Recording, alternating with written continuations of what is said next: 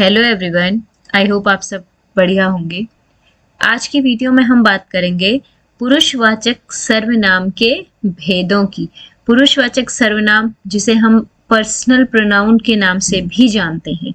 जब हम इस सर्वनाम की बात करते हैं तो उसके अंतर्गत उसके भेदों की भी बात होती है, जहाँ पे हम इंग्लिश में तो पढ़ते हैं first person, second person, third person.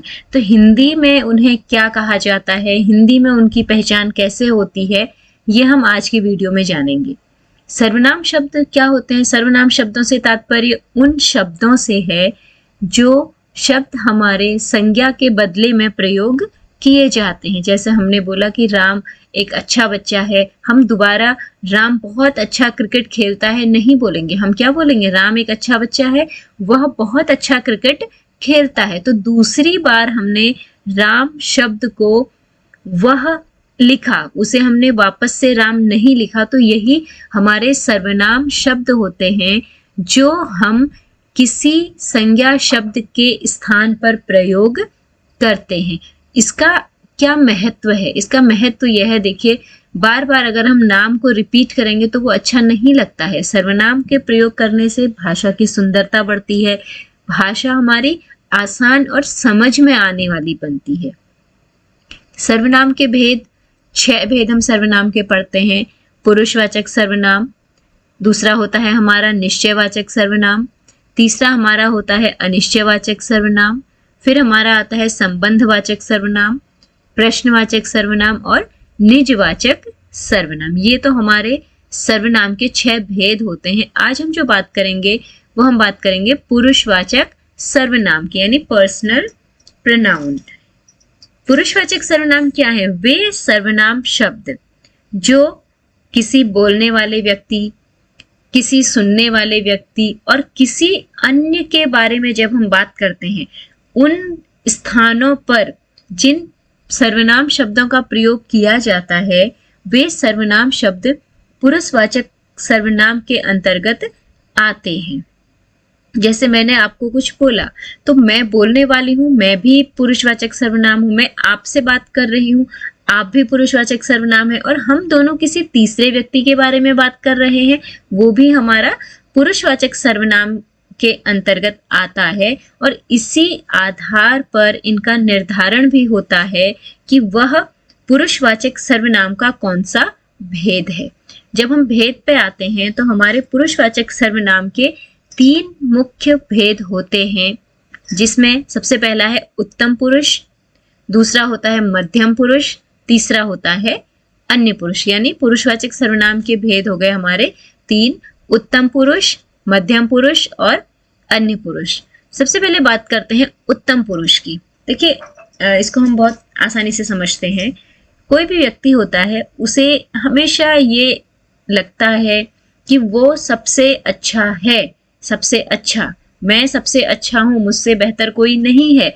ये एक ह्यूमन टेंडेंसी है, ऐसा मनुष्य हमेशा सोचता है। तो मैं जहां पर आता है वहां पर हमारा उत्तम पुरुष होगा। बस एक समझाने के लिए ये बात मैं कर रही हूँ कि जहां पर हम मैं यानी अपने लिए, अपने में क्या होगा? मैं मतलब बोलने वाला, वक्ता, जो बोलता है उसे कहा जाता है वक्ता, यानी बोलने वाला जो सर्वनाम शब्द खुद के लिए प्रयोग करेगा वह हमारे उत्तम पुरुष के अंतर्गत आएंगे। कुछ उदाहरणों में इसे हम देखते हैं। जैसे मैं, जब मैं आपसे बात कर रही हूँ तो मैं बोलूंगी, या मैं बोलूंगी कि मुझे, मुझको, मेरी, मेरा।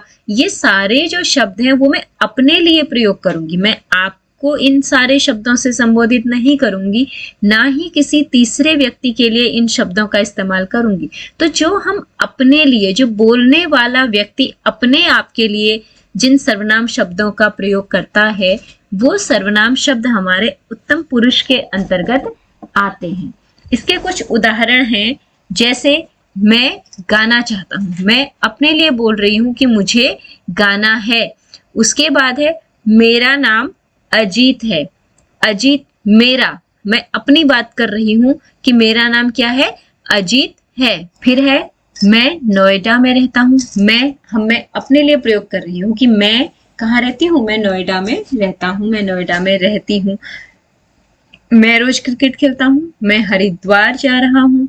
ठीक है, ये हमारे क्या है, मैं मेरा वाले शब्द हैं, तो ये हमारे आएंगे किसमें, ये हमारे आते हैं, जो हमारा कौन सा सर्वनाम है, उत्तम पुरुष सर्वनाम है।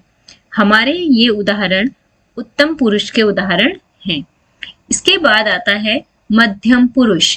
मध्यम मतलब होता है सेकंड पर्सन। ठीक है, सेकंड पर्सन कौन है, जब दो लोग बात कर रहे हैं, मैं अपने आप को मैं उत्तम पुरुष बोलती हूँ, फर्स्ट पर्सन बोलती हूँ, तो मैं जिससे बात करूंगी वो होगा सेकंड पर्सन। यानी दो लोगों की बात करने में एक बोलने वाला होता है वक्ता, एक होता है श्रोता। तो जो भी श्रोता होगा वो हमारा किसमें आएगा, मध्यम पुरुष में आएगा। आपकी और मेरी बात है, टू साइड कम्युनिकेशन है, तो इसमें ऐसा नहीं है कि हर बार मैं प्रथम पुरुष रहूंगी, मैं हर बार मैं उत्तम पुरुष रहूंगी। ठीक है, कभी कभी आप बोलोगे और मैं सुनूंगी, तो वहां पर मैं मध्यम पुरुष बन जाऊंगी और आप वहां पर क्या बनेंगे, उत्तम पुरुष बनेंगे। यानी जो भी व्यक्ति बोलेगा वो हमेशा उत्तम पुरुष में आएगा, और सुनने वाला जो पक्ष होगा वो हमारा मध्यम पुरुष में आएगा।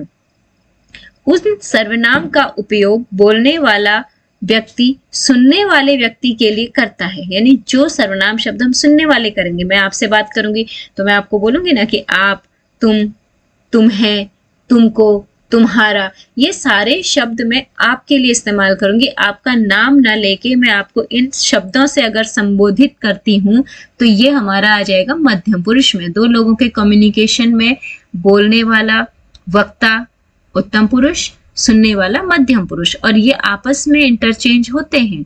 हमेशा ऐसा नहीं है कि एक ही व्यक्ति उत्तम पुरुष होगा, दूसरा व्यक्ति मध्यम पुरुष रहेगा, क्योंकि अकेला आदमी थोड़ी बोलेगा। दो लोग बात कर रहे हैं तो कभी एक पक्ष बोलेगा, दूसरा सुनेगा, कभी दूसरा पक्ष बोलेगा, पहला वाला सुनेगा। तो उसी अनुसार उनका जो है प्रथम पुरुष और मध्यम पुरुष, उनका भी क्या होता है, स्थानांतरण उनके बीच में होता है। इसके कुछ एग्जाम्पल देखिए। मैं आपको कुछ सुनाना चाहता हूं।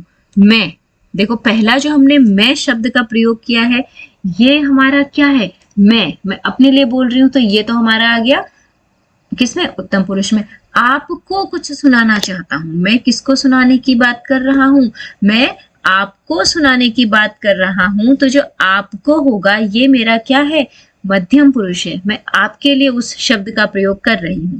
दूसरा है कि तुम बहुत अच्छे हो। अब इस वाक्य में देखो, मैं आपका नाम न लेके आपके लिए कौन से सर्वनाम शब्द का प्रयोग कर रही हूं, तुम। तो यहाँ पर जो तुम शब्द है ये क्या होगा हमारा, ये हमारा मध्यम पुरुष आएगा। तेरा नाम क्या है, यहाँ पर भी देखिए, मैंने सामने वाले से, मैं जिससे बात कर रही हूँ उससे मैं ये पूछ रही हूँ कि तेरा नाम क्या है। तो जो तेरा शब्द है वो मैं किसी सामने वाले से डायरेक्टली पूछ रही हूँ, तो वो हमारा किस में आ जाएगा, मध्यम पुरुष में।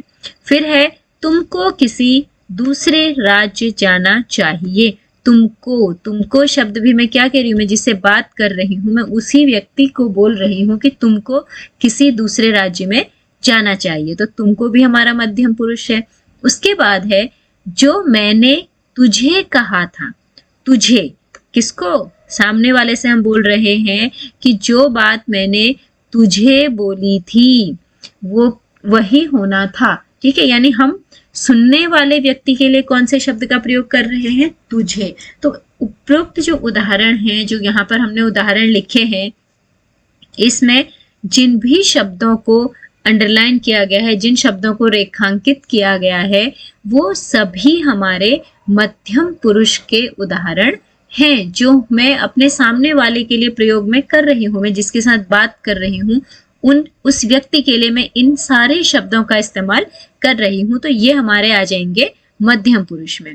अगला आता है अन्य पुरुष। देखिए नाम से ही समझ में आता है कि अन्य, अन्य मतलब थर्ड पर्सन। हम ना तो मैं बोलने वालों में हूँ ना सुनने वाला है, बल्कि कौन है, कोई तीसरा ही व्यक्ति है जो हमारी बातों के बीच में आया है। ठीक है, बोलने वाला होता तो उत्तम पुरुष हो जाता, सुनने वाला होता तो मध्यम पुरुष होता, लेकिन मैं और आप बात कर रहे हैं, लेकिन हम किसी तीसरे की बात कर रहे हैं। जैसे मैंने आपको बोला कि वह दिल्ली क्यों गया, तो वह कौन, वह देखो मैं भी नहीं हूं, वह आप भी नहीं है, वह हम किसी तीसरे की बात कर रहे हैं जिसके बारे में मैं आपसे पूछ रही हूँ कि वह दिल्ली क्यों गया। तो वह जो हमारा है, जो हम किसी थर्ड पर्सन के लिए यूज करते हैं, जो वहां पर उपलब्ध नहीं है, जो वहां पर उपस्थित नहीं है, वो हमारे लिए थर्ड पर्सन है। हम दोनों के बीच में कोई भी नहीं है, कोई अनदर पर्सन वो है, तो उसे हम बोलते हैं अन्य पुरुष। और अन्य पुरुष के लिए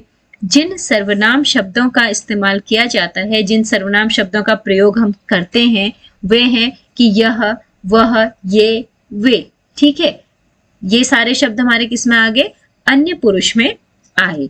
अब देखो यहाँ पे देखिए एग्जाम्पल्स में हम देखेंगे, वह टेनिस बहुत अच्छा खेलता है। हमने क्या बोला कि जो वह व्यक्ति है वह टेनिस अच्छा खेलता है। मैं आपसे तो नहीं बोल रही हूँ कि आप टेनिस बहुत अच्छा खेलते हो। अगर हम इसको मध्यम पुरुष में बोलते तो मैं डायरेक्टली आपको बोलती ना कि आप टेनिस बहुत अच्छा खेलते हो या तुम टेनिस बहुत अच्छा खेलते हो, लेकिन हमने बोला कि वह टेनिस बहुत अच्छा खेलता है।